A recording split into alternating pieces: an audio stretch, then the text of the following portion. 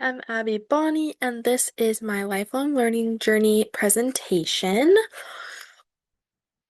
Oops, there we go. Okay, so my first learning journey is going to be sustainability in my field of work. If you haven't viewed all of my portfolio, you might not know that I am a designer, and I specifically want to design with mental health as my main priority, but in order to prioritize mental health, I feel like we should also be prioritizing sustainability, especially because sustainability can mean so many things, but it also means bringing nature into designs, and that's something that can really uplift the mental health of clients. So I want to ensure that my work in the future prioritizes sustainability in creative and innovative ways, and I want to learn more about things like adaptive reuse architecture and adaptive reuse design because I touched on that my sophomore year of college, but didn't really go too far into it. And I think adaptive reuse is one of the easiest ways to incorporate sustainability in a design. Um, I will likely be able to learn a lot of specifics from my employers, specifically when I am starting my future career. Goodness, come here. Sorry. Um, I will likely be able to learn a lot from my employers because different companies do things different ways. So some companies and some firms might not do adaptive reuse, but they might use other techniques like using certain materials in their designs or sourcing their product from sustainable companies. It just kind of depends, obviously. Or if you're, tearing down a building, they might do that in a certain way. So I would have to learn as I go with these types of things, which is why I would just have to consult with professionals and my employer to see exactly how that process would work. And I would just try to ask as many questions as possible when that time arises.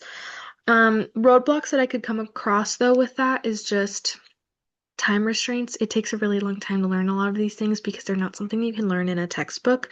They're things that you, like I said, learn along the way. And that's obviously something that I'm going to be working on for a lot of my career. So, not something I'll necessarily have concrete proof of learning right away. But I absolutely will collect learning artifacts along the way, like little projects if I have portfolios of that and spaces I design. Eventually, I would want to put those all into one place so that I can look back and see what I've built upon.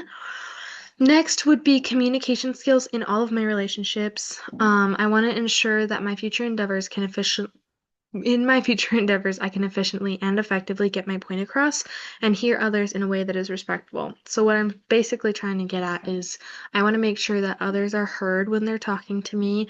I want to make sure that they feel like they're being listened to and that I'm giving them 100% of my attention. But I also want to make sure that I'm getting my point across in a way that is super effective and really lands with the person that I'm speaking to because I don't want to feel like I'm talking for no reason.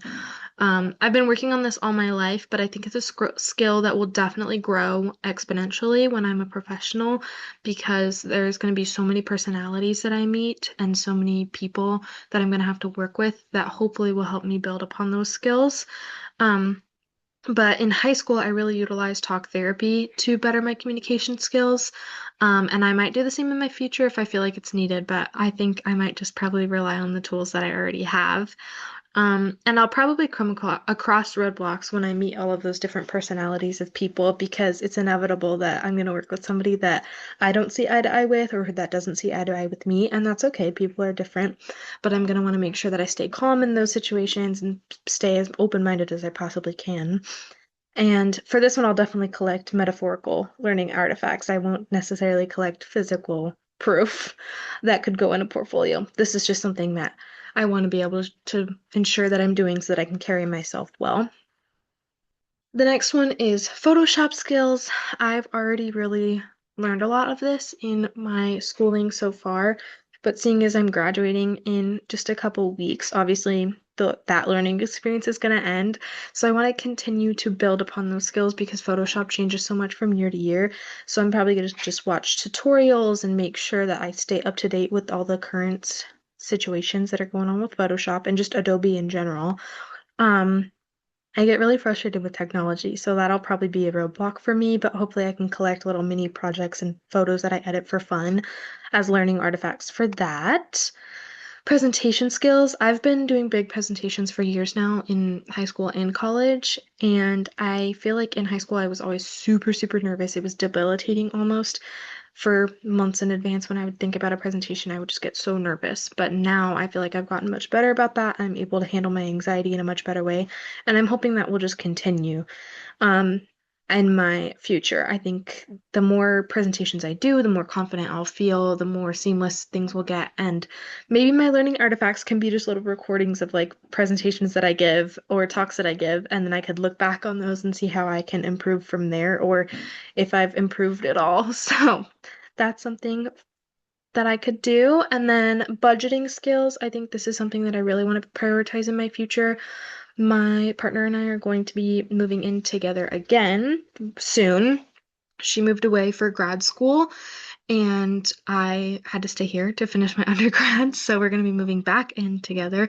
And I really want to make sure that we're prioritizing our budgets when we move in together. And obviously, this will be easier when we're both working full time and we're not having to do part-time jobs in school and stuff. Um, but yeah, I want to make sure that all of the stuff that I've saved while working two jobs and an internship in college is, getting continued to save and not have to just spend it all when we first move in together. And I want to just keep building on that. So, yeah, I think a lot of this we can learn from Haley's mom because she works in finance at Charles Schwab, and my mom because she's just always done a lot of really great stuff with budgeting. So, that's just some of the people that we can rely on for this learning journey.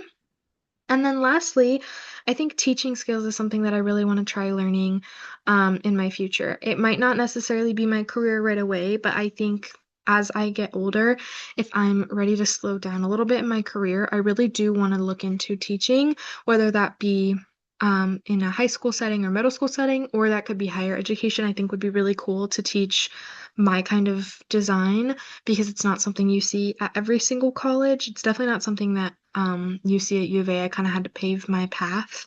So I think that could be super, super cool to go into higher education. And obviously, I'd have to go back to school for that. So that would collect a lot of learning artifacts because if I had to go back to school, obviously, I would have projects like this that I'm working on and group settings and things like that. So those are all of my learning journeys that I could possibly do in my future career. I hope you liked my presentation and let me know if you have any questions or comments or concerns or anything like that. And I hope you have a great week. Bye.